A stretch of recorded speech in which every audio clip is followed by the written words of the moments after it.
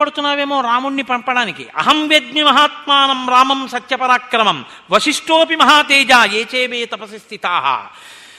రాముడెవరో నీకు తెలియదు. తెలియక నువ్వేమనుకుంటున్నావంటే పిల్లాడు నా కొడుకు వాడేమిటి రాక్షసుల్ని చంపడం ఏమిటి పంపడం ఏమిటి బాబోయ్ అటు దిటైతే అని అమంగళాన్ని ఆలోచిస్తుంది. ఇది ఎందుకు ఆలోచిస్తుందని విశ్వామిత్రుడు చెప్పగలిగాడో తెలుసా అండి? నేను అందుకే మీతో మనవి చేశా రామాయణం మనస్తత్వ శాస్త్రము అని. మీకు ప్రీతి ఎక్కువ అయిపోతే అమంగళాన్ని అది భయపడుతుంది. బాగా గుర్తుపెట్టుకోండి. నా కొడుకు మీద నాకు విపరీతమైన ప్రీతి అనుకోండి, 8ంటికి రావలసిన వాడు 8:45 అయిపోయినా రాలేదనుకోండి, వీడిని సైకిల్ స్పీడ్గా తొక్కద్రా బ్రేకులు సరిచేయించుకోరా అంటే ఆ బ్రేకులు సరిచేయించుకోడు, స్పీడ్గా తొక్కుకొచ్చేస్తాడు. ఈ మధ్యన ఎక్కడేమో పెద్ద గొయ్యి తవ్వారు, అది కప్పెట్టలేదు, వీడు అటువైపు నుంచే వస్తాడు, ఏమైందో ఏమో అంటాడు. ఆ గోతులో పడిపోయాడో కింద పడిపోయాడో కాళ్ళు విరిగిపోయాయో చేతులు విరిగిపోయాయో హాస్పిటల్కి తీసుకెళ్లారో అనలేడు. మనసు అంగీకరించక ఏమైందో ఏమో అంటాడు. అంతేగాని మాస్టర్ బహుశా 9 వరకు కూడా లెక్కలు నేర్పుతున్నాడు ఉత్సాహంగా నా కొడుకు వింటుంటాడు అంటాడేంటి? అతి ప్రీతి అమంగళాన్ని ఊహించి భయపడుతుంది. కాబట్టి ఇది కనిపెట్టాడు. లేక పుట్టిన పిల్లలు కదండి, బెంగ పెట్టుకుని పంపిస్తే ఏమైనా అయిపోతాడు అనుకుంటున్నావేమో. అలా బెంగ పెట్టుకోకు. అహం వేద్మి మహాత్మానం రామం సత్యపరాక్రమం. రాముడు సత్యపరాక్రముడయ్యా, రాముడెవరో నాకు తెలుసు. నువ్వు అలా అంటున్నావు కానీ నువ్వు అనుకున్నది నిజమని ఎలా అనుకుంటాను అంటావేమో. వశిష్ఠోపి మహాతేజ ఏచేమే తపసి స్థితాః. నాకెంత తెలుసో వశిష్ఠుడికి అంత తెలుసు. అడుగు, నీ కొడుకేనో లేకపోతే ఇంకేమన్నానేమో రాముడు అడుగు, చెప్పేస్తాడు వశిష్ఠుడు. ఆయన విష్ణు అన్న విషయం మాకు తెలుసు, నీకు తెలియదు, వచ్చిన గొడవ. కాబట్టి వశిష్ఠుడికి తెలుసు. పోనీ నేను చెప్తే వశిష్ఠుడు చెప్తాడు నమ్ముతావా? ఇక్కడున్న తాపసులు చెప్తారు నమ్ముతావా? మేమందరం చెప్తున్నాం నీ కొడుకు కేవలం నీకు నీ కొడుకులా కనపడుతున్నాడు. నీ కొడుకు కాకుండా ఆయన ఇంకోటి, ఆయన సత్యపరాక్రమం, ఆయన పరాక్రమానికి అడ్డు లేదు. పంపవయ్యా. ఇదితే ధర్మలాభంచ యశస్య పరమం భువి స్థితం ఇచ్చసి రాజేంద్ర రామం మే దాతుమర్హసి. నువ్వు రాముణ్ణి నాతో పంపావా, భూమి మీద ధర్మం నిలబడుతుంది, ఆయనకి అపారమైనటువంటి కీర్తి కలుగుతుంది. రాముడు ఎన్నిటిని పొందుతాడో నాతో వచ్చిన తర్వాత నువ్వు చూద్దువుగనివి, పంపించు. యది యనుజ్ఞాః కాకుత్సా దదతే తవ మంత్రిణః వశిష్ఠ ప్రముఖాః సర్వే తతో రామం విసర్జయ. నీ చెప్పానని పంపించద్దు, వశిష్ఠుడిని అడుగు నాతో పంపించచ్చో పంపించకూడదో. విశ్వామిత్రుడితో పంపించడానికి అడ్డేమిటండి అని నీకు అనిపిస్తే అప్పుడు పంపించు. నీ మంత్రుల్ని కూడా అడుగు, వాళ్ళు కూడా పంపమంటేనే పంపించు. పోనీ నా ఎదురుగుండా మాట్లాడడానికి భయమా, పక్కకి తీసుకెళ్ళి అడుగు కులగురువుని, పంపించమంటే పంపించు లేకపోతే వద్దు. ఇన్ని చెప్తున్నాడు. ఎవరు అడగకుండా ఇచ్చేస్తానన్నాడో వాడు ఇచ్చే స్థితిలో లేదు తీరా అడిగాక అని విశ్వామిత్రుడు కనిపెట్టాడు. ఇన్ని చెప్తున్నాడు పంపించమని, ఇప్పుడు నిలబడగలడా మాట మీద? సరే రామా వెళ్ళిపో అని అనలేడు. ఎందుకు అనలేడో చెప్తాడు తప్ప నేను పంపుతానని మాత్రం అనలేడు. ఇది పుత్రవ్యామోహం అంటే, ఇది పుత్రేష. దశరథుడు మాత్రం ఎలా అతీతుడండి, లేక బిడ్డల్ని కన్నవాడు, అందున ధర్మాత్ముడు సుగుణాభిరాముడు, ఏమని పంపిస్తాడు పిల్లాడిని? ఆయన బాధ ఆయింది. దశరథుడిని చూస్తే జాలే వేస్తుంది పాపం ఒక్కొక్కసారి. కాబట్టి ఈ మాటలు చెప్తే దశరథుడు అన్నాడు, 19 వర్షో మే రామో రాజీవలోచన నయుద్ధయోగ్యతాం మస్య పశ్యామి సహరాక్షసై. రామచంద్రమూర్తికి ఇంకా 16 ఏళ్ళు కూడా రాలేదు. పిల్లవాడు రామో రాజీవలోచన, పద్మముల యొక్క రేకుల వంటి కనురెప్పలున్నవాడు. రాత్రి అయితే పిల్లాడు ఇట్టి నిద్రైపోతాడు. రాక్షసులో రాత్రి యుద్ధం చేస్తారు. ఇంత చిన్న పిల్లాడు రాక్షసులతో యుద్ధం ఎక్కడ చేస్తాడండి? పైగా ఆయనకేమి ఇంకా అస్త్రాలు శస్త్రాలు అవి ఏమీ రావు. వాళ్ళు టక్కులు టమారాలు గారడీలు మాయా విద్యలు రాత్రులు యుద్ధాలు అన్నీ వచ్చిన వాళ్ళు కామరూపులు. వాళ్లతో పిల్లాడా యుద్ధం చేస్తాడు? చెయ్యలేడు. నా మాట వినండి. బాలో అకృత విద్యశ్చ నచవేత్తి బలాబలం నచాస్త్ర బల సంయుక్తో నచయుద్ధ విశారద నచాసౌ రాక్షసాం యోగ్య కూటయుద్ధాహితే ధ్రువం విప్రయుక్తో హి రామేణ ముహూర్తమపి నోత్సహే జీవితుం మునిషార్దూలా నరామం నేతుమర్హసి. 60 సహస్రాణి మమ జాతస్య కౌశిక దుఃఖే నోత్పాదితశ్చాయం నరామం నేతుమర్హసి. ఎందుకు కొడుకుని పంపించచ్చో విశ్వామిత్రుడు చెప్తున్నాడు, ఎందుకు పంపలేడో దశరథుడు చెప్తున్నాడు. ఇప్పుడు ఏదైనా ఇచ్చేస్తానన్నవాడు. ఆయన అంటున్నాడు, మీరు దయతలచండి, పిల్లాడు ఏం తెలీదు, యుద్ధానికి వస్తే ఏమైనా అయిపోతాడు, రాక్షసులతో యుద్ధం వాడి వల్ల కాదు, బొత్తిగా 16 ఏళ్ళు కూడా లేవు. ఇంకొకటి చెప్పనా, నాకు 60,000 సంవత్సరాల వయస్సు. అక్కడ చెప్పుకుంటున్నాడు 60 వర్ష సహస్రాణి. 60,000 సంవత్సరాల వయస్సు వచ్చాక ఇక పిల్లలు పుట్టరు అనుకుంటున్నప్పుడు పుట్టాడు సుగుణాభిరాముడు. అటువంటి కొడుకుని విడిచిపెట్టి ముహూర్తకాలం కూడా నేను బతకలేను, వాడిని చూడకుండా ఉండలేను, అందుకని నా దగ్గర నుంచి వాడిని తీసుకెళ్ళిపోకండి అన్నాడు. అంటే మీకు ఏ అనుమానం వచ్చి ఉంటుందో, కొంతమందికి నాకు తెలిసి 60,000 సంవత్సరాలు బ్రతకడం ఏమిటండి అని అనుకోవచ్చు. యుగాల్లో ఒక్కొక్క యుగంలో ఆయు ప్రమాణం ఒక్కొక్కలా ఉంటుంది. త్రేతాయుగంలో ఆయు ప్రమాణం 1000 సంవత్సరాల మీది, అందుకని 60,000 సంవత్సరాలు దశరథుడు ఉన్నాడు. తస్య తద్వచనం శ్రుత్వా విశ్వామిత్రోభ్యభాషత పౌలస్య వంశ ప్రభవో రావణో నామ రక్షత. అడిగాడు పైగా, ఎవరితో యుద్ధం చెయ్యాలి? చిన్న పిల్లాడు, వాణ్ణి పంపమని అడుగుతున్నావు, ఎవరితో యుద్ధం చెయ్యాలో అసలు నాకు చెప్పు అన్నాడు. పౌలస్య వంశ ప్రభవో రావణో నామ రక్షత స బ్రాహ్మణా దత్తవర త్రైలోక్యం బాధతే భృశం మహాబలో మహావీర్యో రాక్షసై బహుభిర్వృత శ్రూయతే హి మహావీర్యో రావణో రాక్షసాధిప సాక్షాద్ వైశ్రవణభ్రాత పుత్రో విశ్రవసో మునే యదా స్వయం న యజ్ఞస్య విఘ్నకర్తా మహాబల తేన సంచోదితౌ ద్వౌతు రాక్షసౌ సుమహాబలౌ మారీచస్య సుబాహుశ్చ యజ్ఞ విఘ్నం కరిష్యతః.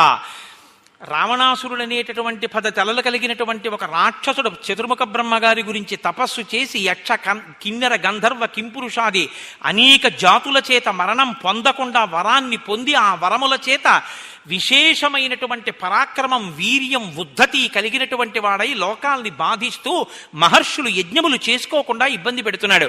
అటువంటి వాడు ఇవాళ తానే స్వయంగా వచ్చిన ఆ యజ్ఞాన్ని విధ్వంసం చెయ్యకపోయినా మారీచుడు సుబాహుడు అనేటటువంటి 2 రాక్షసుల్ని తన పనుపున పంపిన యజ్ఞాన్ని భంగం చేస్తున్నాడు. వాళ్ళని చంపడం కోసం రాముణ్ణి తీసుకెడుతున్నానన్నాడు. ఉన్నవాడు ఉన్నట్టు ఇంకా కింద పడిపోయాడు దశరథుడు. అసలు నేను వస్తానన్నాను, ఇప్పటిదాకా నా సైన్యంతో వస్తానన్నాను, నేను యుద్ధం చేస్తానన్నాను, నేను కూడా రానన్నాడు. నా వల్ల కాదు. రావణాసురుడి పనుపున వచ్చినటువంటి రాక్షసులతో యుద్ధమా? నా వల్ల అవుతుందా? ఈ సైన్యం నిలబడుతుందా? నేను నా సైన్యమే నిలబడవు, ఇక రాముడు నిలబడతాడా? ఇక మీరు అడగవద్దు, నేను ఇవ్వను, నేను పంపనన్నాడు. అన్న తరువాత చూశాడు విశ్వామిత్రుడు. ఆయన ఎక్కువ మాట్లాడాడుగా.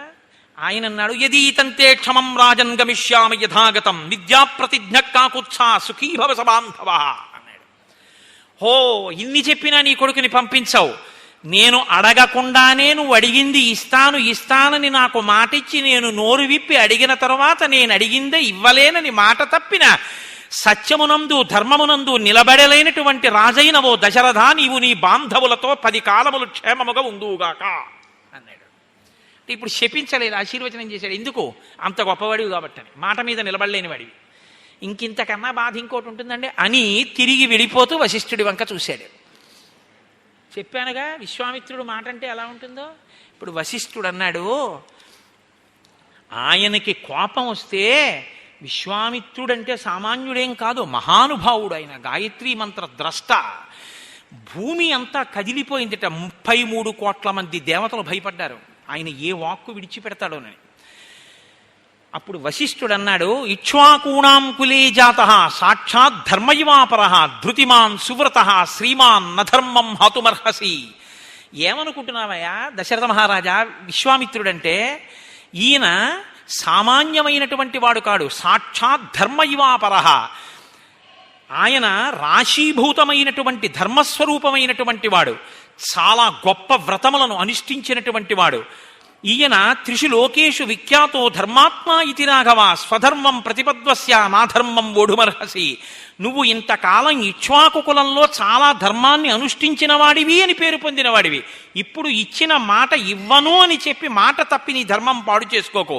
పైగా నువ్వు కానీ అటువంటి పని చేశావో ఇష్టాపూర్తవదో భూయాత్ తస్మాద్రామం విసర్జయ, నీ ఇష్టాపూర్తములు నశించిపోతాయని చెప్పాడు. పూర్తములంటే ప్రజలకి పనికొచ్చేవి. బావులు తవ్వడం, తోటలు వేయడం, ఏదో అన్నదానానికి పెద్ద పెద్ద మంటపాలు కట్టించడం, తోటలు వేయడం, అదేంటి శరణార్థులైనటువంటి వారికి బాటసారులకి విశ్రాంతి తీసుకోవడానికి మంటపాలు కల్పించడం, వీటిని పూర్తములు అంటారు. ఇష్టములు అంటే యజ్ఞయాగాది క్రతువులు చేయడం. విశ్వామిత్రుడి వంటి మహర్షికి మాట ఇచ్చి తప్పితే నువ్వు చేసిన పుణ్యం అంతా నశించిపోతుంది. ఏమనుకుంటున్నావు? పుణ్యం నశించిపోయిన తర్వాత ఇబ్బంది పడిపోతావు. కాబట్టి విడిచిపెట్టేసేయి, రాముణ్ణి పంపించు. ఏమనుకుంటున్నావో ఆయనంటే, కృతాస్త్రం అకృతాస్త్రం వా నైనం శక్షంతి రాక్షసాః గుప్తం కుశికపుత్రేణ జ్వలనేనామృతం యథా.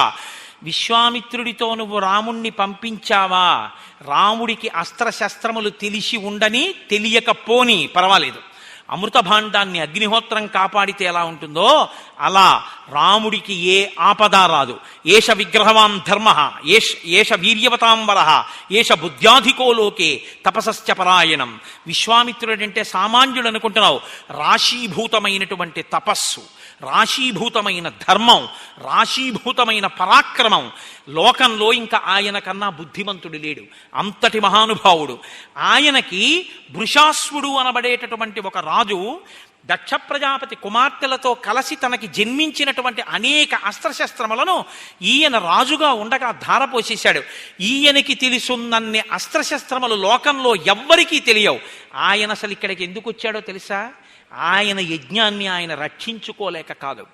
ఈ మిష పెట్టి నీ కొడుకుని తీసుకెళ్ళి తన దగ్గర ఉన్నటువంటి ధనుర్వేదాన్నంతటిని రాముడికిచ్చి లోకంలో రాముడితో సమానమైన వీరుడు లేడు అన్న రీతిలో తయారు చేయడానికి వచ్చాడు మహానుభావుడు.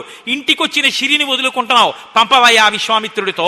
తేషాం నిగ్రహణే శక్తః స్వయంచ కుశకాత్మజః తవ పుత్రహితార్థాయ త్వాం ఉపేత్యాభియాచతే. అడిగినట్టు అడిగిన వాడిని రామచంద్రమూర్తిని ఆయనతో పంపించు అన్నాడు.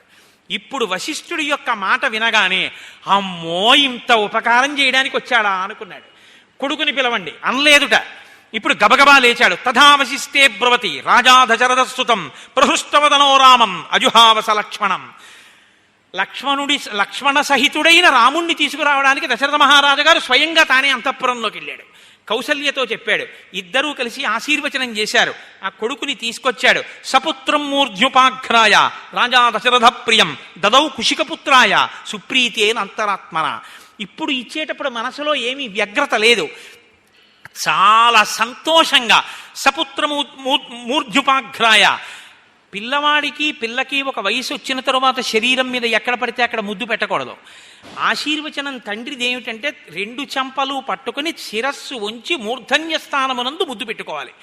రామాయణం ధర్మశాస్త్రం కాబట్టి వంచి దశరథుడు రాముణ్ణి మూర్ధన్య స్థానమునందు ముద్దు పెట్టి పంపించాడు.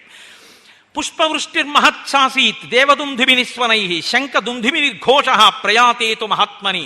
విశ్వామిత్రుడితో రాముడు వెళ్ళడం అన్న ఘట్టం శ్రీరామాయణంలో ఎంత గొప్పదో మీరు తెలుసుకోవడానికి సాక్ష్యం ఇదే. రామచంద్రమూర్తి విశ్వామిత్రుడితో కలిసి రాముడి వెనక లక్ష్మణుడు, ఎందుకంటే రాముడిని విడిచి ఉండడు కదా, ఇద్దరూ విశ్వామిత్రుడితో కలిసి బయలుదేరితే దేవదుందుబులు మోగేయట. దేవతలందరూ హర్షంతో సంతోషించారట. అప్సరసలు నాట్యం చేశారట. పుష్పవృష్టి కురిసిందిట. అంతఃపురంలో శంఖ భేరీ నాదములు మిన్నుముట్టేయట. మహానుభావుడు రాముడు లక్ష్మణుడు ఇద్దరూ విశ్వామిత్రుడి వెంట వెడుతున్నారు. వాల్మీకి మహర్షి ఎంత పొంగిపోయారంటే ఇటొక తూణీరం ఇటొక తూణీరం 2 బాణతూణీరాలు కట్టుకున్నారు రామలక్ష్మణులు. మధ్యలో తలకాయ, ఇటొక తూణీరం ఇటొక తూణీరం. ముందు విశ్వామిత్రుడు నడిచి వెడుతున్నాడు. ఈ చేత్తో కమండలం, ఈ చేత్తో బ్రహ్మదండం పుచ్చుకుని ఆయన నడుస్తున్నాడు. వెనక రామలక్ష్మణులు నడుస్తున్నారు. వాల్మీకి మహర్షి అన్నారు, ఈ 2 తూణీరాలు మధ్యలో తలకాయతో 3 తలల పాములు 2 విశ్వామిత్రుడి వెంట వెడితే ఎలా ఉందో అలా ఉన్నది ఆ సన్నివేశం. కాదుట. చతుర్ముఖ బ్రహ్మగారు కమండలం దండం పట్టుకుని ముందు నడిచి వెడుతుంటే వెనక ఇద్దరు అశ్వినీ దేవతలు రూపలావణ్యం ఉన్న వాళ్ళు నడిస్తే ఎలా ఉంటుందో అలా ఉందిట ఆ సన్నివేశం. కాదుట. పరమశివుడు తపో దురంధరుడు మహానుభావుడు. ఆయన దర్శనమే మంగళకరం. అటువంటి పరమశివుడు బ్రహ్మదండాన్ని కమండలాన్ని పట్టుకుని హిమవత్ పర్వతం మీద నడుస్తుంటే కుమారస్వామి 2 రూపాలు ధరించి ఆయన వెనక నడుస్తుంటే ఎలా ఉంటుందో అలా ఉందిట ఆ సన్నివేశం. అలా నడిచి వెడుతున్నారట. ఎక్కడికి వెడుతున్నాం గురువుగారు, మనం ఎంత దూరం నడవాలి గురువుగారు అడగలేదు. ముందు విశ్వామిత్రుడు నడుస్తున్నాడు, వెనక రామలక్ష్మణులు నడుస్తున్నారు. ఇది గురు శుశ్రూష అంటే. గురువుగారు వెడుతున్నారు, మనం వెడుతున్నాం అంతే. గురువుగారికి తెలుసు మన ఎక్కడ ఆపాలో, గురువుగారికి తెలుసు మనకేం పెట్టాలో. వెళ్ళిపోతున్నారు. వెళ్ళాడు వెళ్ళాడు వెళ్ళాడు వెళ్ళాడు ఒక్కసారి వెనక్కి తిరిగి చూశాడు పిల్లలు ఇద్దరి వంక. ఇద్దరు పిల్లలు ఇలా నవ్వుతూ చూశారు. అప్పటి వరకు ఇలా ముట్టుకుని గురువుగారే ఎక్కడికి వెళ్తున్నాం గురువుగారే, ఇంకా ఎంత నడవాలి గురువుగారే, ఏమీ అడగలేదు. చిన్న పిల్లలు పూర్వం ఎప్పుడు అలా నడిచిన వారు కారు, అంత కష్టపడిన వారు కాదు. ఎంత గురుభక్తిరా వీళ్ళకి, నా వెంట ఎలా నడిచి వచ్చేస్తున్నారా, రథాల్లో వెళ్ళవలసిన వాళ్ళు, గుర్రాల మీద వెళ్ళవలసిన వాళ్ళు, ఏనుగుల మీద అంబారీలో తిరగవలసిన వాళ్ళు నా వెంట నడిచి వచ్చేస్తున్నారు. వెనక్కి తిరిగి చూశాట. ఇది గురువు అంటే. కడుపు నిండిపోయింది. అబ్బా ఏమి శిష్యులు రా నా శిష్యులు అనుకున్నట్ట. తన వెంట నడిచొచ్చినందుకు ఎక్కడికి అని అడగనందుకు గురువుగా విశ్వామిత్రుడు రాముడికి ఇచ్చిన కానుక ఏమిటో తెలుసా అండి? ఇలా తిరిగి చూసి నవ్వాడు. నవ్వి రాముణ్ణి పిలిచన్నాడు, గృహాణవచ్చశీలం మా భూత్కాలస్య పర్యయ మంత్రగ్రామం గృహాణత్వం బలాం అతిబలాం తథా. రామా, కమండలంలో ఆ నీళ్లు తెచ్చుకుని కూర్చో, ఆచమనం చెయ్యి, నీకు బల అతిబల అని 2 విద్యలు ఉపదేశం చేస్తున్నానన్నాడు. ఏం చేస్తాయి అవి? నశ్రమో నజ్వరో వాతేన రూపస్య విపర్యయ నచ సుప్తం ప్రమత్తం వా ధర్షైర్షంతి నైరుతా నబాహ్వోహ సదృశో వీర్యే పృథివ్యాం అస్తి కశ్చన త్రిషు లోకేషు వైరామ నభవేత్ సదృశస్తవ సౌభాగ్యేన దాక్షిణ్యేన జ్ఞానే బుద్ధినిశ్చయే నోత్తరే ప్రతివక్తవ్యే సమో లోకే తవానఘ. నీతో రామా, నువ్వు ఈ బల అతిబల అన్న 2 విద్యలు నా దగ్గర స్వీకరించి ఈ మంత్రముల యొక్క సమూహం అయితే మంత్రగ్రామం అంటారు. అనేక మంత్రాలని నీకు ఇప్పుడు ఉపదేశం చేస్తున్నాను.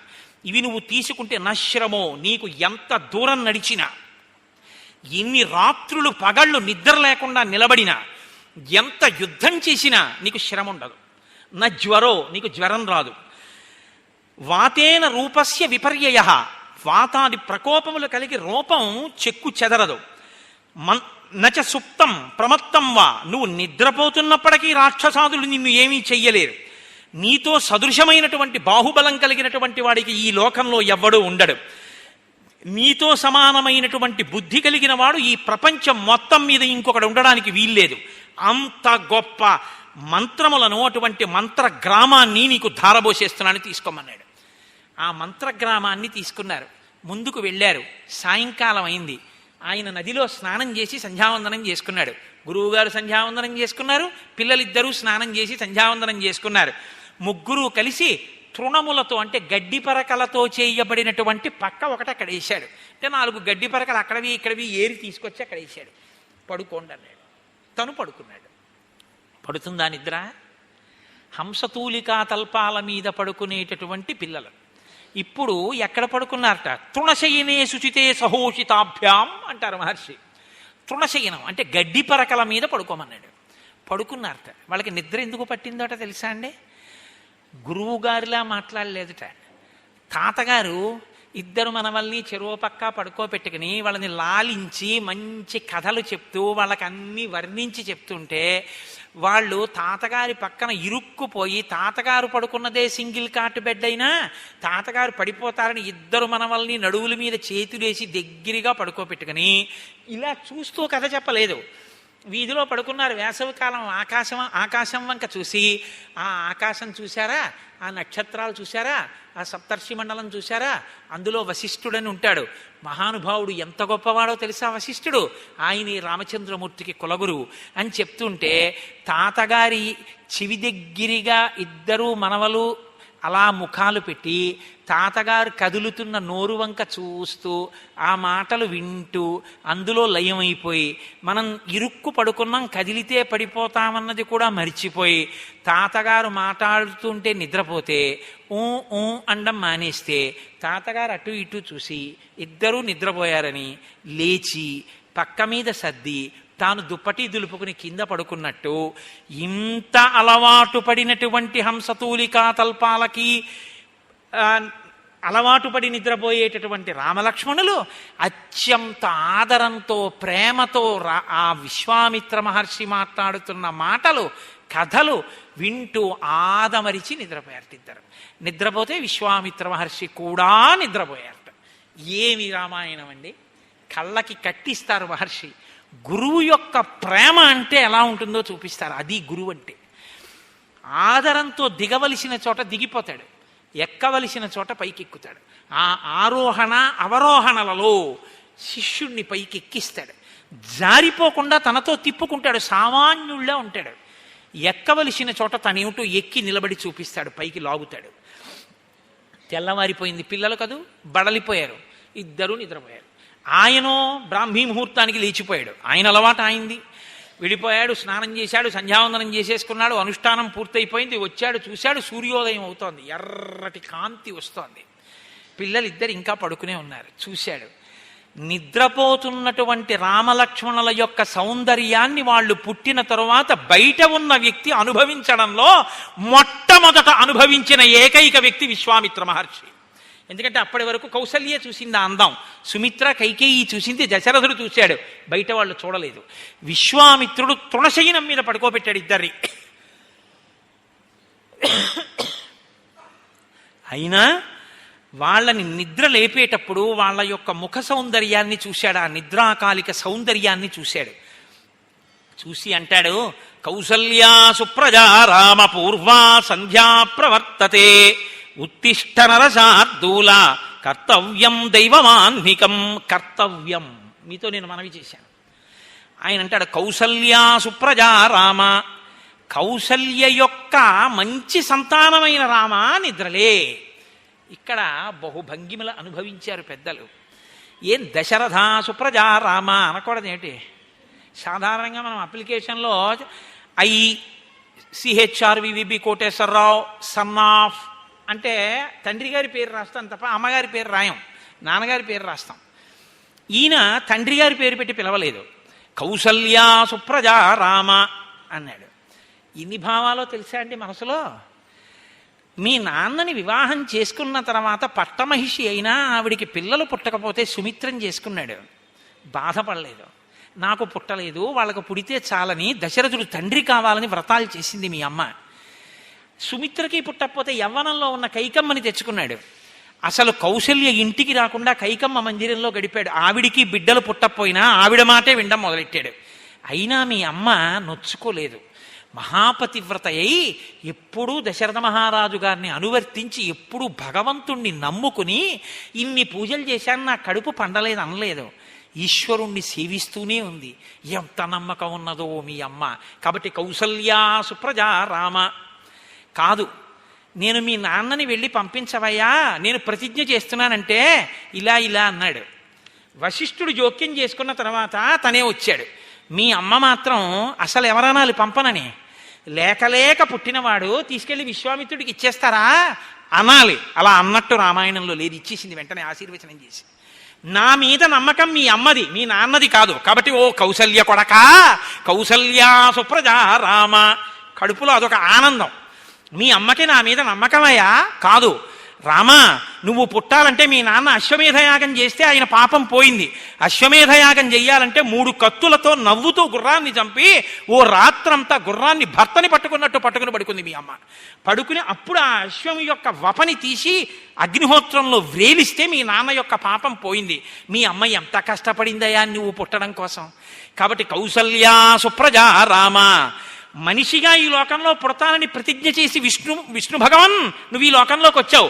మనిషిగా పుట్టాలి అంటే అమ్మ కడుపులో పుట్టాలి, అమ్మ కడుపులో పెరగాలి. ఏవి గర్భవాసమయ్యా, అన్ని దేవాలయాలు గర్భాలయాలు అయ్యాయి. అన్ని లోకాలు నిండిపోయినటువంటి విష్ణుతత్వాన్ని తన కడుపులో పొదిగించుకుంది మీ అమ్మ కౌసల్య.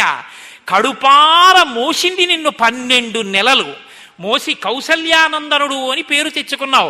మీ అమ్మ మొట్టమొదట ప్రసవించినప్పుడు నిన్ను చూసుకుని ఎంత మురిసిపోయిందో. ఇంత ప్రసవ వేదన పడి కన్నాను, సుగుణాభిరాముడు నా తండ్రి ఎంత ముద్దులులుకుతున్నాడో. ఆజానుబాహుం అరవిందదలాయతాక్షం రామం నిశాచర వినాశకరం నమామి అని కన్న కడుపు ఎంత పొంగిపోయిందో. కాబట్టి కౌసల్యా సుప్రజా రామ. మామూలు రామ అంటే ఇంకో రాముడు తిరుగుతున్నాడు, పరశురాముడు, ఆయన వస్తాడేమో. అందుని కౌసల్యా సుప్రజా రామ. దశరథుడి పేరెత్తితే ఆయన క్షత్రియులు చంపుతుంటాడు కోపం, కౌసల్య పేరెత్తితే ఆయనతో గొడవ ఉండదు. ఆడదాని పేరెత్తాడులే ఫోన్లేని ఊరుకుంటాడు, వెళ్ళిపోతాడు. అందుని ఎక్కడైనా ఉన్నాడో ఏమో, నీకు మంగళమగుగాక, నీకు భద్రమగుగాక. కాబట్టి కౌసల్యా సుప్రజా రామ. ఎన్ని భావాలండి విశ్వామిత్రుడివే. అందుకే ఇప్పటికీ ఎక్కడ సుప్రభాతం చెప్పినా ముందు ఈ సుప్రభాతమే. మనందరం ఊహ చేసి ఈశ్వరుడు నిద్రపోయాడు అనుకుని లేపుతున్నాం. విశ్వామిత్రుడు నిజంగా తన కన్నుల ముందు నిద్రపోయాడు మనుష్యుడిగా రాముడు. నిద్రపోయిన రాముణ్ణి నిద్ర లేపాడు. ఆ భాగ్యం విశ్వామిత్రుడికి దక్కింది. కాబట్టి మొట్టమొదట ఈశ్వరుడికి సుప్రభాతం పలికి లేపానన్న ఖ్యాతి యుగాలు మారిపోయినా నాకే దక్కుతుంది. అది వెంకటేశ్వర సుప్రభాతం అవని, సింహాచల నృసింహ సుప్రభాతం అవని. ముందు మాత్రం కౌసల్యా సుప్రజా రామ పూర్వా సంధ్యా ప్రవర్తతే నే చెప్పిన శ్లోకమే చెప్పాలంతే సుప్రభాతం. ఏ దేవాలయంలో ఈశ్వరుణ్ణి లేపినా నేనన్న మాటతోనే లేవాలి. ఆ అదృష్టాన్ని నేను నా సొంతం చేసుకుంటున్నాను. ఇలా సొంతం చేసుకోవడానికి మీ అమ్మ నిన్ను కని నాకు ఇచ్చింది, లేకపోతే నాకు ఎక్కడ దక్కుతుంది. కాబట్టి కౌసల్యా సుప్రజా రామ, ఇన్ని భావాలుట కడుపులో. ఎంత సంతోషమో ఆయనకి. కౌసల్యా సుప్రజా రామ పూర్వా సంధ్యా ప్రవర్తతే. మీ నాన్న నీకు ఉపనయనం చేశాడు, క్షత్రియుడివి, యజ్ఞోపవీతం ఉంది, నువ్వు ధర్మం పాటించాలి. ధర్మం అంటే ఏమిటో లోకానికి చూపించడానికి వచ్చినటువంటి వాడివి. ధర్మం అంటే తెలుసుకోవడం కాదుగా, అనుష్ఠించడంగా. సంధ్యావందనం చెయ్యాలిగా, దాని ఎందు త్వర ఉండాలిగా. మరి సూర్యోదయం అయిపోతే ప్రాయశ్చిత్తంతో సంధ్యావందనం చెయ్యాలిగా, అర్ఘ్యం ఇవ్వాలిగా. అందుకని తొందరగా నువ్వు లేవద్దు, నువ్వు చెయ్యవలసిన పని నువ్వు చెయ్యొద్దు. కాబట్టి అవతల సూర్యోదయం అయిపోతుంది. నిద్రపోతున్న వాడిని కారణం చెప్పకుండా లేపకూడదు. అందుకని కారణం చెప్తున్నాను రామా. పూర్వా సంధ్యా ప్రవర్తతే ఉత్తిష్ట నరశార్తూలా, నువ్వే సామాన్యుడివి కావు, నరులలో శ్రేష్ఠుడివి. రేపు పొద్దున్న యుగాలు మారిపోయినా మనుష్యుడన్నవాడు ఏం చెయ్యాలి అన్నది ఆలోచిస్తే నువ్వు చెప్పినటువంటిది నువ్వు చేసినదే దృష్టిలో పెట్టుకుని చేస్తారు. కాబట్టి రామా నువ్వు నిద్రపోవచ్చా, లేవద్దు నువ్వు. కాబట్టి ఉత్తిష్ట నరశార్తూలా కర్తవ్యం దైవమాన్నికం, దైవానికి సంబంధించినటువంటి ఆహ్నికం సంధ్యావందనం చేయాలి నాయన, లే అన్నాడు. అనేటప్పటికీ మహానుభావుడు నిద్రలేచాడు. లేచాడు, స్నానం చేశాడు, లక్ష్మణ సహితుడై చిన్ని రాముడు చక్కగా కూర్చున్నాడు, సంధ్యావందనం చేసుకున్నాడు. మురిసిపోయాడు మారీచుడు ఆయన్ని చూసి. ఏకవస్త్రధరో ధన్వీ సిఖీ కనకమాలయ, చిన్న పిల్లాడయ్యా, పిలక పెట్టుకుని ఏకవస్త్రం కట్టుకుని మెళ్ళో ముత్యాలహారం వేసుకుని, ఏమందామయ్యా రావణ, రాముడంటే అప్పుడు చూశాను నేనని చెప్పాడు రావణాసుడితో కలిసినప్పుడు అరణ్యకాండలో. కాబట్టి సరే కలిశారు, బయలుదేరారు. ఏమి రామాయణం హరిప్రసాద్ గారు, ఏమి నడవట్లేదండి ఇది. కాబట్టి ఇద్దరు రామలక్ష్మణులు విశ్వామిత్రుడు కలిసి ముందుకు వెడుతున్నారు. వెడుతుంటే అక్కడ ఒక ఆశ్రమం కనపడింది. ఆశ్రమంలో కొన్ని వేల మంది తాపసులు కనపడ్డారు. అడిగాడు. అడిగేవాడికి శ్రద్ధ ఉండాలి. శ్రద్ధ అన్నమాటకు అర్థం ఏమిటో తెలుసా అండి? ఈయన జారిపోయాడో, ఈయన కాని వెళ్ళిపోయాడో మనకి ఇంత లోతుగా చెప్పేవాళ్ళు లేడు. కాబట్టి ఈయనతో నేనుండడమా, ఆయన నాతో ఉండడమా, ఏమో ఆయన ఎప్పుడు వెళ్ళిపోతాడో.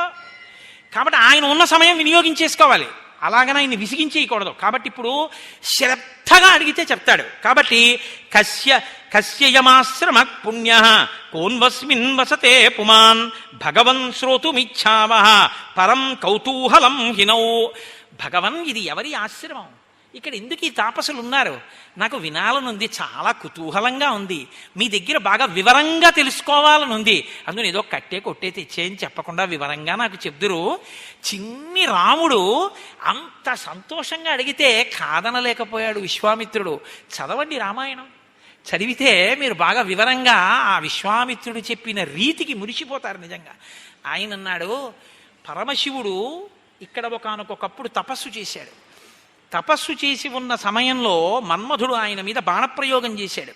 బాణప్రయోగం చేస్తే కోపం వచ్చినటువంటి పరమశివుడు మూడవ కన్ను తెరిచాడు.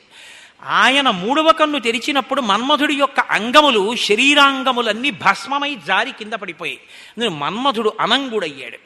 పరమశివుడు ఎక్కడ కన్ను తెరిచి చూశాడో, ఎక్కడ మన్మధుని యొక్క అవయవములు జారి పడిపోయాయో దాన్ని అంగదేశము అని పిలిచారు. కాబట్టి అనంగ ఇతి విఖ్యాత తదా ప్రభృతి రాఘవ సచాంగ విషయ శ్రీమాన్ యంత్రాంగం ప్రముమోచ.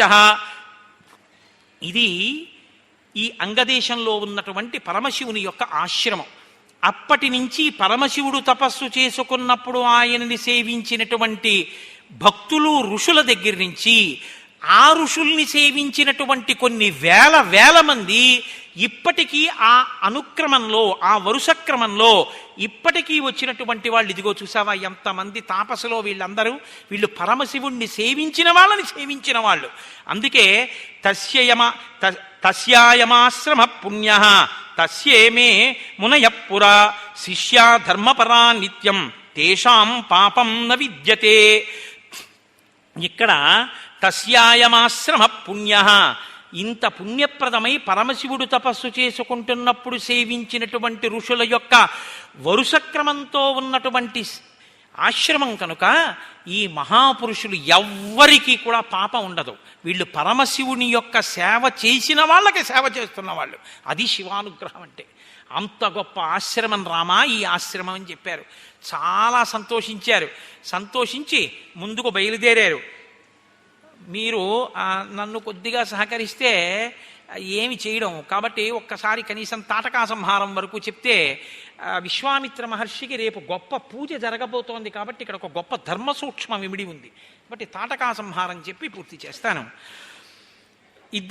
ఆ ముగ్గురు కలిసి ముందుకు వెడుతున్న తర్వాత అక్కడ కనపడినటువంటి ఒక ప్రదేశం గురించి రాముడు పరిప్రశ్న చేశాడని అనుకోండి విశ్వామిత్రుణ్ణి.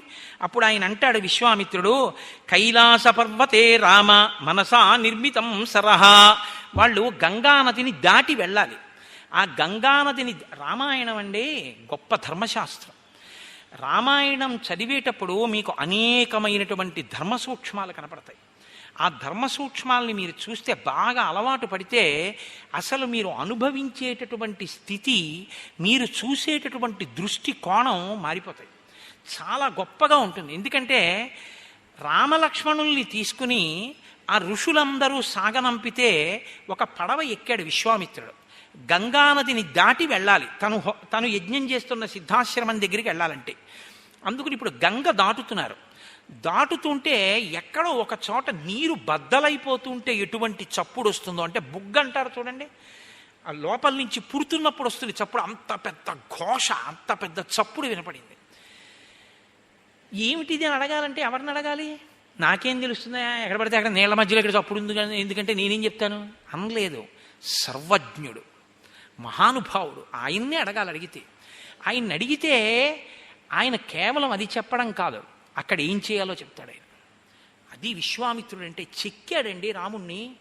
విశ్వామిత్రుడు ఏ బోధ చేసి ఎలా శిల్పాన్ని తయారు చేశాడో ఆ రాముడే లోకాభిరాముడయ్యాడు తర్వాత. కాబట్టి వాళ్ళు గంగానది మీద పడవలో వెళ్ళిపోతున్నప్పుడు వచ్చినటువంటి పెద్ద శబ్దాన్ని విని రాముడు అడిగాడు, ఏమిటి శబ్దం నీటిలో ఇక్కడ ఒక్క చోట ఎందుకు వస్తోంది ఇలాగని అడిగాడు. అడిగితే ఆయన అన్నాడు విశ్వామిత్రుడు, కైలాస పర్వతే రామ మనసా నిర్మితం సరహ బ్రహ్మణా నరసార్తూల తేనేదం మనసం సరహ. ఒకానొకప్పుడు కైలాస పర్వతం మీద చతుర్ముఖ బ్రహ్మగారు తన మనస్సుతో ఒక సరోవరాన్ని ఒకదాన్ని సృష్టించాడు. బ్రహ్మగారి యొక్క మనసు చేత సృష్టింపబడిన సరోవరం కనుక దానికి మానస సరోవరము అని పేరు వచ్చింది. అది పరమ పవిత్రమైనటువంటిది, చతుర్ముఖ బ్రహ్మగారి చేత సృష్టింపబడింది. అది పాపరాశిని దగ్ధము చేయగలిగినటువంటిది. ఇంద్రుడంతటి వాడు బ్రహ్మహత్యాపాతకం పోవాలి అంటే ఆ మానస సరోవరంలోనే లోపలికి వెళ్ళి తామర తూడులో దాక్కున్నాడు. కాబట్టి ఆ సరోవరం ఏదుందో అందులోంచి మళ్ళీ ఒక నది పుట్టింది. ఆ నది ఈ అయోధ్య పట్టణానికి చుట్టూ తిరుగుతూ ఉంటుంది, చుట్టూ ఉంటుంది. అలా చుట్టూ ఉన్నటువంటి నది ఆ సరస్సులోంచి పుట్టింది కాబట్టి దీనికి సరయు అని పేరు. బ్రహ్మ మనసులోంచి పుట్టింది మానస సరోవరం అయితే అందులోంచి పుట్టింది సరయు. సరయు అందువల్ల చాలా పవిత్రమైన నది. ఆ నది అయోధ్య చుట్టూ తిరిగి, రామ ఇప్పుడు మనం గంగలో ప్రయాణం చేస్తున్నాం కదా, ఇక్కడ గంగలో కలిసింది. ఇప్పుడు గంగా సరయు నదీ సంగమం జరిగింది. రెండు పరమ పవిత్రమైనటువంటి నదులు కలుసుకున్నటువంటి ప్రదేశం అత్యంత శక్తివంతమై పరమ పవిత్రమై ఉంటుంది. రామ దానిని యథాలాపంగా దాటి వెళ్ళిపోకూడదు. అది పరమ పవిత్ర ప్రదేశం కనుక మనం అక్కడ ఒక నమస్కారం చెయ్యాలి. కాబట్టి మీరు తస్యాయమతుల శబ్దో జాహ్నవీం అభివర్తతే వారి సంక్షోభజో రామ ప్రణామం నియతక్కురు. ఇక్కడ నువ్వు ఒక నమస్కారం చెయ్యి అన్నాడు. నమస్కారం చేశారు, గంగానదిని దాటారు, కిందకి దిగారు, ముందుకు వెడుతున్నారు. అక్కడ ఒక పెద్ద అరణ్యంలా ఉంది, నిర్మానుష్యమైనటువంటి ప్రదేశం. నాకు శృంగేరి వెళ్ళినప్పుడు అక్కడ అరణ్యాలు చూస్తే ఈ శ్రీరామాయణంలో వర్ణనలే నాకు జ్ఞాపకానికి వచ్చాయి. అది చాలా చీకటి చీకటిగా ఉంది వనమంతా. రాముడు ప్రశ్న వేస్తే ఎంత గొప్పగా ఉంటుందో తెలుసా అండి. అవతలవాడు జవాబు చెప్పకుండా ఉండలేడు. ఎందుకంటే అంత పరిశీలనాత్మకంగా చూసి వేస్తాడు ప్రశ్న. పిల్లాడు ఎంత గొప్పగా చూశాడురా, ఎంత గొప్పగా చూసి అడుగుతున్నాడురా ప్రశ్న అని యథాలాపంగా అడిగిన ప్రశ్న కాదు. ఉత్సుకతతో, సంతోషంతో, కృతనిశ్చయంతో, తెలుసుకోవాలన్న కుతూహలంతో అడుగుతున్నాడు. చెప్పకుండా ఉండలేడు గురువు, అలా అడుగుతాడు. అందుకని ఎలా అడిగాడో చూడండి. అహోవనమిదం దుర్గం జిల్లికాగణనాదితం భైరవై శ్వాపదై పూర్ణం శకుంతైర్దారుణారుతై. భగవన్, ఏమిటి అరణ్యమంతా ఇలా ఉంది, ఇక్కడ ఈల పురుగుల గోల వినపడుతోంది అన్నాడు. ఇదో చమత్కారమైనటువంటి మాట. మనమైతే బహుశా కీచురాళ్ల రొద అని ఒకటి అంటుంటాం. కీచురాళ్ళు అదే పనిగా అరుస్తున్నాయి అంటే అక్కడ మనుష్య సంచారం అవి ఇంకా ఎక్కువ లేదు అని గుర్తు. కీచురాళ్ళు అరుస్తూ ఉంటాయి. ఈల పురుగుల యొక్క రథ వినపడుతోంది. భాసపక్షులు చేసేటటువంటి ధ్వనులు వినపడుతున్నాయి. శ్రీరామాయణంలో ఇదొక చమత్కారం అండి. అనేకమైన చెట్ల పేర్లు, అనేకమైన పక్షుల పేర్లు, అనేకమైన శకునాల పేర్లు మీకు కనపడతాయి. కొన్ని కొన్ని పక్షులు అరుస్తున్నాయంటే అక్కడ మనుష్యుల్ని తినేసే అలవాటు ఉన్న రాక్షసులు ఉన్నారని గుర్తు. అక్కడ మనుష్యులు తిరగరనమాట, అక్కడే ఆ పక్షులు ఎగురుతుంటాయి.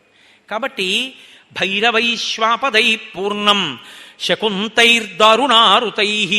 భాసపక్షుల యొక్క అరుపులు వినపడుతున్నాయి, ఈల పురుగుల యొక్క రొదలు వినపడుతున్నాయి. క్రూర మృగములు ఒక్కటే ఇక్కడ తిరుగుతున్నాయి. ఇక్కడ ఉండేటటువంటి చెట్లు చూస్తే చండ్ర, నల్లమద్ది, తుమ్మి, కలిగొట్టు, మారేడు మొదలైనటువంటి పెద్ద పెద్ద వృక్షాలతో నిండిపోయి ఉంది. ఎక్కడా మనుష్య సంచారం కనపట్టలేదు, ఒక్క మనిషి లేడు. ఇలా ఎందుకు జరిగింది? దీనికి ఇలా జరగడానికి కారణం ఏమిటి? ఎందుకు ఇలా ఉంది ఈ వనం అంటే ప్రమాదాన్ని శంకించాడు రాముడు. ఇది మనుషులు తిరగట్లేదు, ఇక్కడ ఎవరో మనుషుల్ని తినేవాళ్ళు ఉండాలి, ఇలా ఎందుకుందని అడిగాడు. ఆయన దీర్ఘదర్శనానికి సంతోషించాడు విశ్వామిత్రుడు. సంతోషించి ఆయన అన్నాడు, నాయనా ఇక్కడ ఇది ఎందుకుందో ఈ వనం చెప్తాను, జాగ్రత్తగా విను. ఒకానొకప్పుడు ఇంద్రుడు వృత్రాసురుడు అనబడేటటువంటి ఒక బ్రాహ్మణ వధ చేశాడు. ఆయనని ఆ బ్రహ్మహత్యాపాతకం పట్టుకుంటే ఆయనకి మలదము, కరుషము అని రెండు ప్రబలై, అంటే విపరీతమైన ఆకలి, శరీరమునందు అశుచి, ఈ రెండూ వచ్చాయి. అవి ఆయన వదిలిపెట్టలేదు, ఎక్కడికి వెళ్ళినా వెంటబడ్డాయి. అప్పుడు ఇంద్రుడు ఈ ప్రాంతానికి వచ్చాడు. మహర్షులందరూ ఏం చేశారంటే ఆయన ఒంటికి పట్టిన అశుచిని తొలగించడానికి, ఆయనకి పట్టుకున్న ఆకలిని తొలగించడానికి అభిమంత్రించినటువంటి మంత్రపూతములైన నదీ జలములను తీసుకొచ్చి ఆయనని ఇక్కడ స్నానం చేయించారు. ఆ జలముల చేత ఆయన పాపములు వదిలిపెట్టి ఈ భూమి మీద పడ్డాయి. ఈ భూమి స్వీకరించింది. ఇంద్రుడి యొక్క ఆ మలాన్ని, ఇంద్రుడి యొక్క కరుషము అంటే ఆకలిని ఈ భూమి బుచ్చుకుంది. కాబట్టి ఈ రెండు పట్టణాలకి మలదము, కరుషము అని పేర్లు వచ్చాయి. అలా పేర్లొచ్చిన ఈ రెండు పట్టణాలని చూసి ఇంద్రుడు సంతోషించాడు. మీరు నాకున్నటువంటి ఇబ్బందుల్ని పుచ్చుకున్నారు కనుక మీరు సౌభాగ్యవంతములై, జనవంతములై, ఐశ్వర్యవంతములై పరిఢవిల్లెదరుగాక అని వరమిచ్చాడు. జనంతో నిండిపోయి ఈ పట్టణాలన్నీ చాలా సంతోషంగా ఉండేవి. కానీ ఇక్కడ తాటక అని పేరు కలిగినటువంటి ఒక రాక్షసి బయలుదేరింది.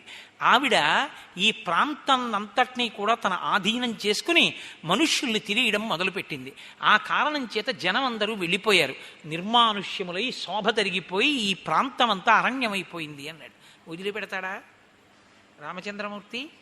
కస్యచిత్తథ కాలస్య యక్షీవై కామరూపిణి బలం నాగసహస్రస్య ధారయంతీ తదాహ్యభూత్ తాటకానామ భద్రం తే భార్యా సుందస్య ధీమతః మారీచో రక్షస పుత్రో యస్యాహ శక్ర పరాక్రమః.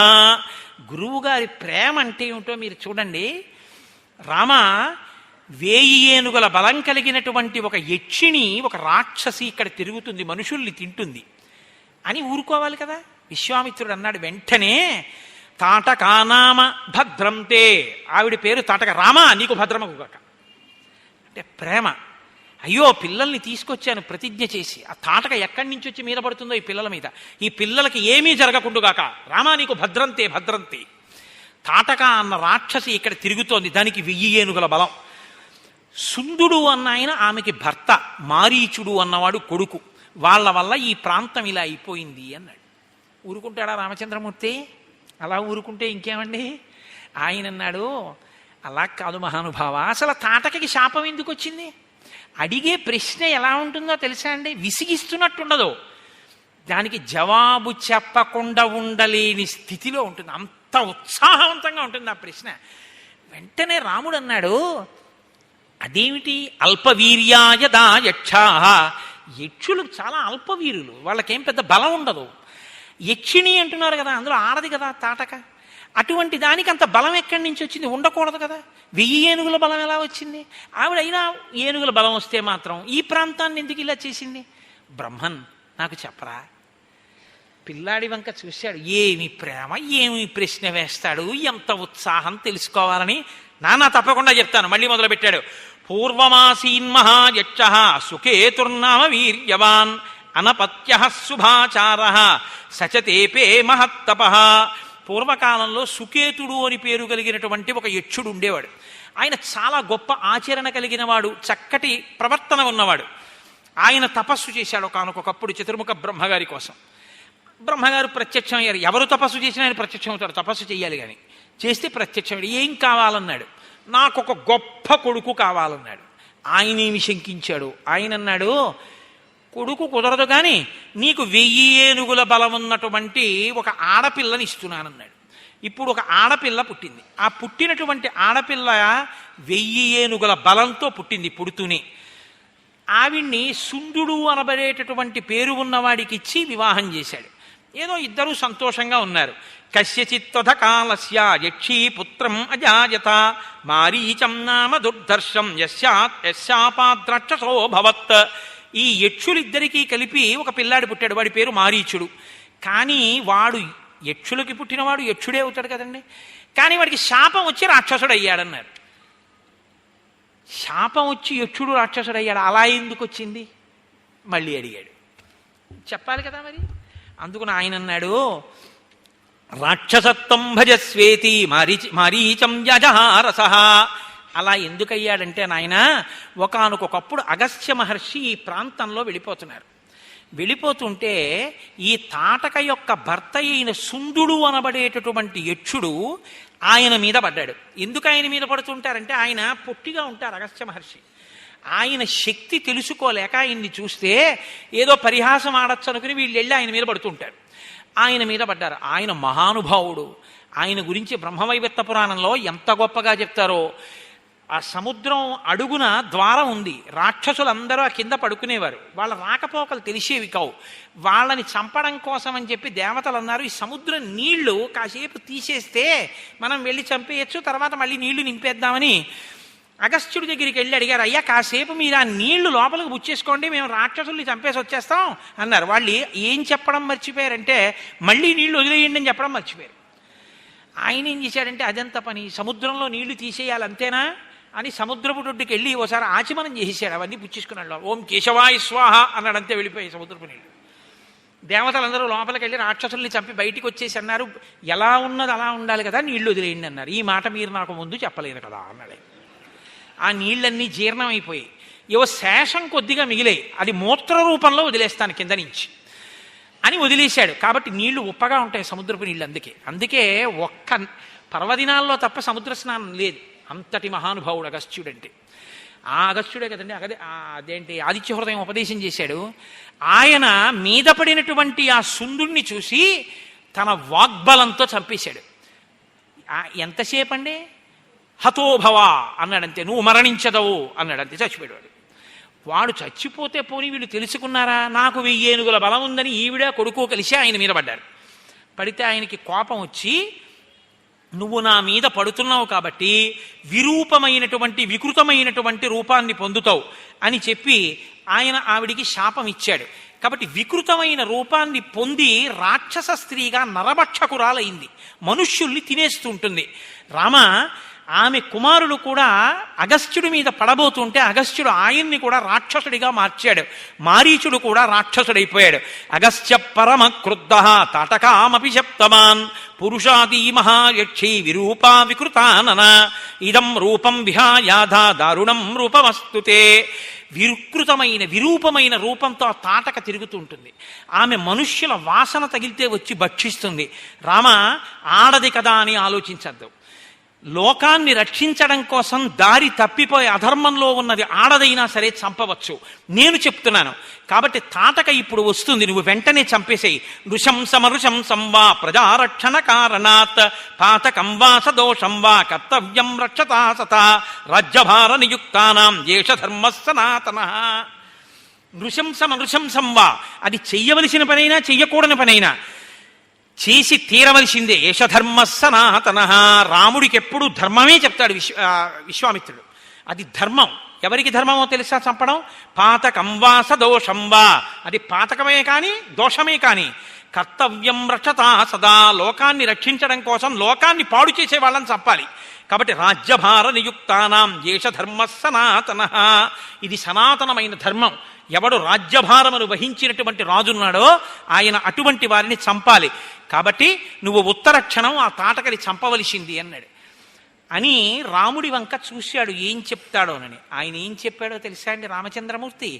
ఇది మనం ఎందుకు రామాయణం చెప్పుకుంటామో, మనం ఎందుకు రామాయణానికి వారసులమయ్యామో, రామాయణంలో విశ్వామిత్రుడు ఇన్ని చెప్పిన తరువాత రాముడు ఏం మాట్లాడతాడో మీరు చూడాలి. ఏమంటే మీరు చెప్తే మాత్రం నేను ఇప్పటి వరకు ఎవరిని చంపలేదు, ఇదే బోణి, మొదలు పెడుతూనే ఆడదాన్ని చంపడం ఏమిటి, నేను ఇంకా మా నాన్నగారికి వాళ్ళకి ఓసారి సెల్లో మాట్లాడితే కానీ చంపడం కుదరదు, మీరు చెప్పారని చంపేయలేను, ఏమో మీరు చెప్పింది నిజమో కాదో అన్నాడు అనుకోండి, ఇంకెందుకు గురుత్వం?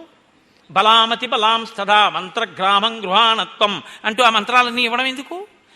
కాబట్టి ఇప్పుడు రాముడు ఏమంటాడు? ఎందుకు చంపుతానంటాడు? మీరు చెప్పారు కాబట్టి చంపేస్తానంటాడా? ఇంకేమైనా కారణం చెప్తాడా? ఎంత గొప్పగా మాట్లాడతాడో చూడండి. పితుర్వచన నిర్దేశాత్ పితుర్వచన గౌరవాత్ వచనం కౌశికస్యేతి కర్తవ్యం అవిశంకయా అనుశిష్టోస్మ్యోధ్యాయాం గురు మధ్యే మహాత్మన పిత్రా దశరథేనాహం ఆవజ్ఞేయం హి తద్వచః గోబ్రాహ్మణ హితార్థాయ దేశస్యాస్య సుఖాయ చ తవ చైనా ప్రమేయస్య వచనం కర్తుముద్యతః. అయోధ్యా పట్టణంలో సభలో అంతమంది ఎదురుగుండా ఉండగా మా నాన్నగారు నన్ను అంతఃపురంలోంచి తీసుకొచ్చి నా మూర్ధన్య స్థానమునందు ముద్దు పెట్టుకుని మిమ్మల్ని చూపించి మీతో పంపించేటప్పుడు నాతో ఒక మాట చెప్పారు. ఈయన మహానుభావుడు, ఈయన ఆజ్ఞ అనుల్లంఘనీయము, ఈయన చెప్పిన మాట అతిక్రమించకూడదు రామా, ఈయన వెంట వెళ్ళని చెప్పారు. నేను మనుష్యుడను, నా మొదటి ధర్మం పుత్రధర్మం. మా నాన్నగారు నన్ను పంపించినప్పుడు మీరు ఏం చెప్తే అది చెయ్యమని చెప్పారు. కాబట్టి పితుర్వచన నిర్దేశాత్ పితుర్వచన కారణాత్, మా నాన్నగారు చెప్పారు కాబట్టి చంపేస్తానన్నాడు. ఇది తండ్రికి ఇచ్చిన గౌరవం. దీనికి మనం వారసులం. అటువంటి వారసత్వం ఉన్నటువంటి జాతిలో నాన్నగారు మీరు నాకు పిల్లను చూడడం ఏమిటి అని అడిగినటువంటి డైలాగు రాయడం ఎంత దారుణమో మీరు ఆలోచించండి. మన పిల్లలకి అటువంటివి తీసుకొచ్చి కేబుల్ టీవీకి 200 కట్టి చూపించి పాడు చేసి విషవృక్షాలను తయారు చేసుకున్న సంస్కృతికి దిగజారిపోయి మనం ఇవాళ ఎంత ఘోరాపచారం చేస్తున్నామో విద్యులు మీరు బాగా ఆలోచించండి. పితుర్వచన నిర్దేశాత్ పితుర్వచన కారణాత్ వచనం కౌశికస్యేతి కర్తవ్యమని అవిశంకయా. కాబట్టి గోబ్రాహ్మణ హితార్థాయ, గోబ్రాహ్మణుల యొక్క హితము కొరకు నిష్కారణముగా గోబ్రాహ్మణుల్ని చంపింది కాబట్టి గోవులోంచి పంచగవ్యాలు వస్తాయి. ఆ పంచగవ్యాలని చేత పట్టుకొని బ్రాహ్మణుడు మంత్రాలని అనుసంధించి లోకరక్షణ కొరకు యజ్ఞయాగాదులు చేస్తాడు. వీళ్ళిద్దరూ బాగుంటే లోకం బాగుంటుంది. కాబట్టి గోబ్రాహ్మణ హితార్థాయ దేశస్యాస్య సుఖాయ చ, దేశము యొక్క సుఖం కొరకు తవ చైనా ప్రమేయస్య వచనం కర్తుముద్యతః. కౌశికుడవు, నాకు గురువువి, మహానుభావుడివి, నాకింత అస్త్ర సంపద ఇచ్చినవాడివి, ధర్మాధర్మములు తెలుసున్నవాడివి, బ్రహ్మర్షివి, నువ్వు నాకు ఇది ధర్మమని చెప్పిన తరువాత ఇక నేను అతిక్రమించడం అన్నది ఉండదు. నా బుద్ధితో ఆలోచించవలసిన పని లేదు. తండ్రి చెప్పాడు, మీరు చెప్పారు, నేను తాటకా సంహారం చేస్తున్నానన్నారు. ఈలోగా తాటక చూసింది, పరిగెత్తుకొచ్చింది, మీద పడింది, రాళ్ల వర్షం కురిపించింది, మాయని పొందింది, అంతర్ధానమైంది, విచిత్ర రూపాలు పొందింది, కామరూపంతో ప్రవర్తించింది, అనేక విధాలుగా ఆయనతో యుద్ధం చేసింది. కానీ విశ్వామిత్రుడు అన్నాడు, నాయన అసుర సంధ్య వేళ దాటిపోతోంది, చీకటి పడిపోయింది, ఇటువంటి సమయంలో ఇంకా నువ్వు ఉపేక్షిస్తే రాక్షసుల యొక్క బలం పెరిగిపోతుంది, కాబట్టి ఆలస్యం చేయకుండా ఇక బాణప్రయోగం చేసి సంహరించు అన్నాడు.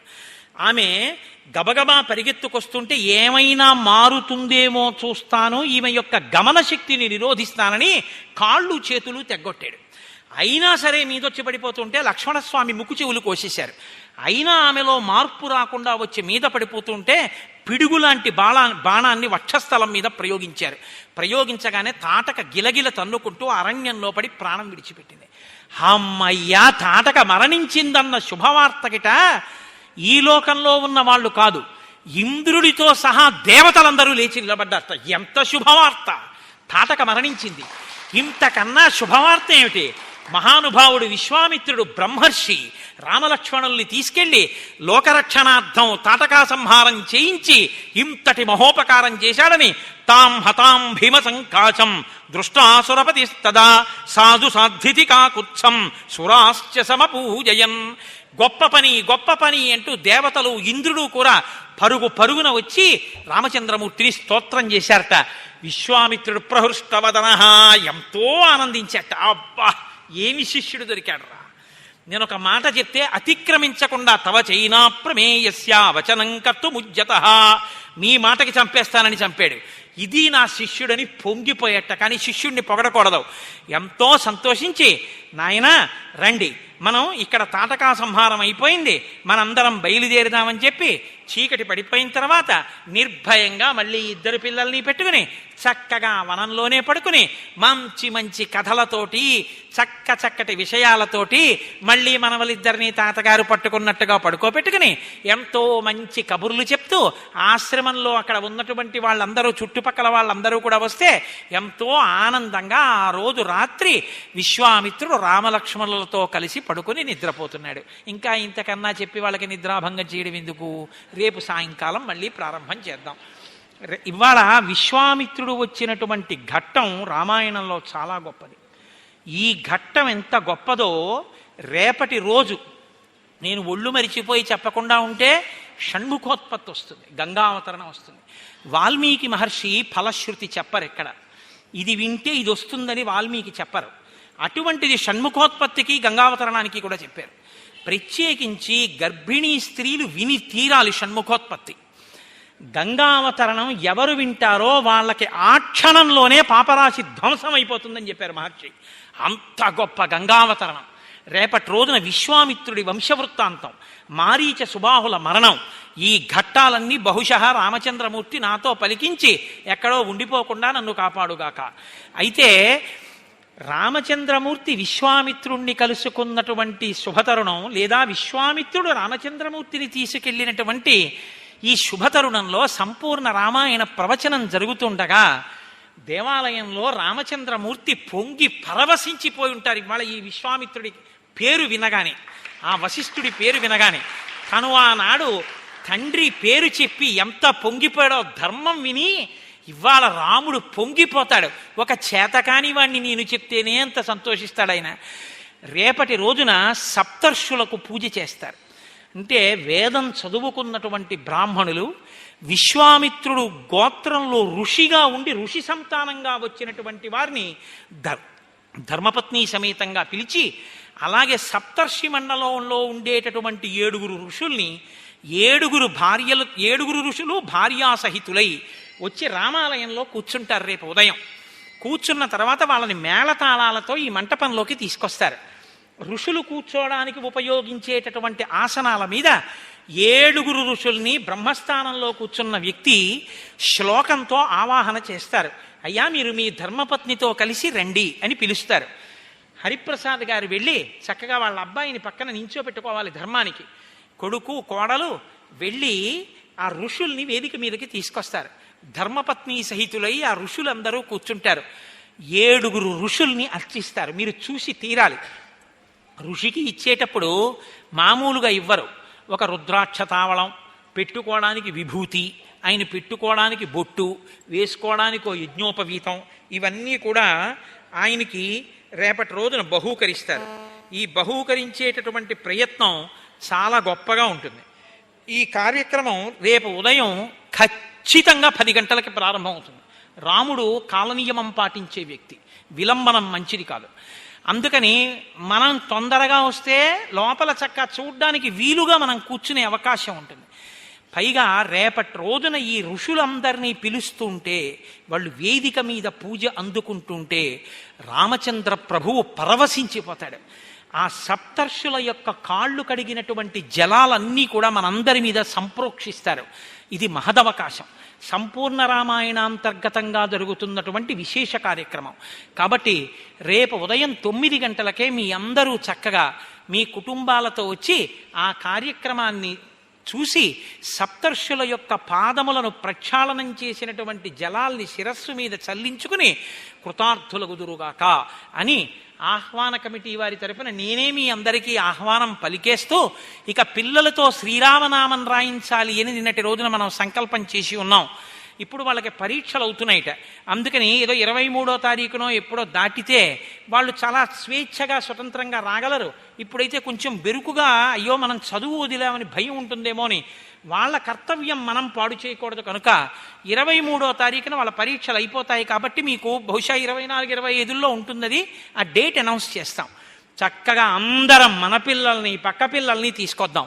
ఒక అరగంటో ఒక 45 నిమిషాలు వాళ్ళు శ్రీరామ శ్రీరామ అని రామన్ రాస్తారు. అది వాళ్ళని కాపాడి తీరుతుంది. నాకు పరిపూర్ణమైన విశ్వాసం ఉంది. వాళ్ళందరికీ రామమాడలు బహూకరించి పంపిద్దాం. కాబట్టి రేపు ఉదయం విశేష కార్యక్రమం తిలకించడానికి ఉదయం 9 గంటలకి 10 గంటలకి మధ్యలోనే వచ్చేసేయండి. రేపు సాయంకాలం 6:30 యథాతథంగా శ్రీరామాయణ ప్రవచన కార్యక్రమం కూడా ప్రారంభం అవుతుంది. మంగళాశాసనపరై మదాచార్య పురోగమై సర్వైశ్చ పూర్వైరాచార్యై సత్కృతాయాస్తు మంగళం. మంగళం కోసలేంద్రాయ మహనీయ గుణాత్మనే చక్రవర్తి తనూజాయ సర్వభౌమాయ మంగళం. ఉమాకాంతాయ కాంతాయ కామితార్థప్రదాయినే శ్రీగిరీశాయ దేవాయ మలినాథాయ మంగళం. కరచరణకృతం వా కర్మవాక్కాయజం వా శ్రవణనైనజం వా మానసం వాపరాధం విహితమవిహితం వా సర్వమేత్తక్షమస్మా శివ శివ కరుణాబ్ధే శ్రీ మహాదేవ శంభో. సర్వం శ్రీ ఉమామహేశ్వర బ్రహ్మార్పణమస్తు. స్వస్తి. ఇంత పవిత్రమైనటువంటి ఘట్టాన్ని విన్న రోజున రామనామం చెప్తే రాముడు ఇంకా పొంగిపోతాడు కదండి. రోజు తిన్నన్నం తింటున్నామన్నారు విశ్వనాథ వారు. 11 సార్లు రామనామం చెప్పుకుని వెళ్ళిపోతే కదా వాక్కున్నందుకు అదృష్టం. కాబట్టి చక్కగా నీ చెప్పక్కర్లేదు, మీ అందరూ దయచేసి కూర్చోండి, చెప్పాలా మేము చెప్తామంటారు. కాబట్టి చక్కగా కూర్చుని చెప్పండి శ్రద్ధాళువులై. ఏదో వెళ్ళిపోతూ మాట్లాడితే చిన్నబుచ్చుకోడు రాముడు. కూర్చుని చెప్పండి, సంతోషిస్తాడు. నా కథ వినడానికైతే కూర్చున్నారు, నా పేరు చెప్పడానికైతే లేచి నిలబడి వెళ్ళిపోతూ చెప్తున్నారు. చూసావా సీత అంటాడు, చిన్నబుచ్చుకుంటాడు. కాబట్టి కూర్చోండి. భక్తితో భజించు వారికి ముక్తి నొసగును రామనామము.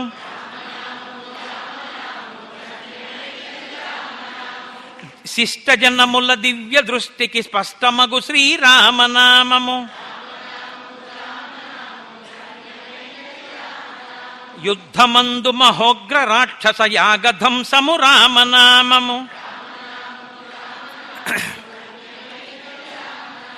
రాకడయు పోకడయు లేనిది రమ్యమైనది రామనామము. పాలు మీగడ పంచదారల పక్వమే శ్రీరామనామము. విజ్ఞుడగు గురునాశ్రయించిన విశదమగు శ్రీరామనామము.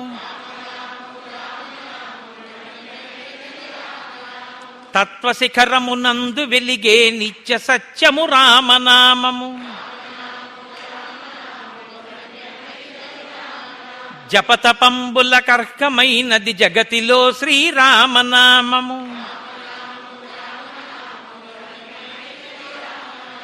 అంబరీషుని పూజలకు కైవల్యమొసగిన రామనామము. అలకు చేలుని చేతి అటుకులు ఆరగించిన రామనామము. జానకీ హృత్కమలమందున అలరుచున్నది రామనామము. మూడు నదులను దాటి వారికి మోక్షలక్ష్మియ రామనామము. రాక్షసులను తరిమి కొట్టిన నామమే శ్రీరామనామము. మంగళంబగు భక్తితో పాడిన శుభకరంబగు శ్రీరామనామము.